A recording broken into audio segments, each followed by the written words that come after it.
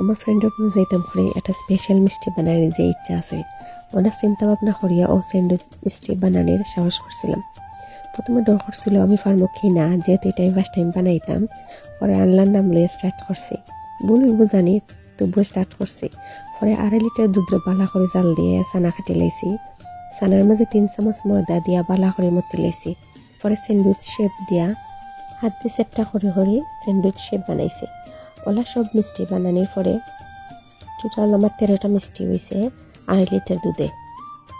শিরা বানানোর লাগে আমি 3 কাপ চিনি আর টোটাল 6 কাপ পানি লইছি।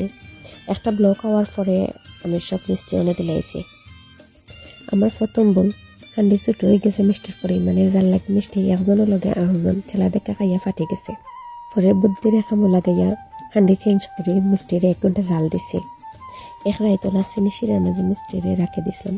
পরের দিন সকালে মালাই বানানির লাগে 2 চামচ ঘির মাঝে 1/2 কাপ লিকুইড দুধ আর 2 কাপ পাউডার মিল্ক দিয়া যত সময় লাড়াইয়া মাওয়া বানাইছি।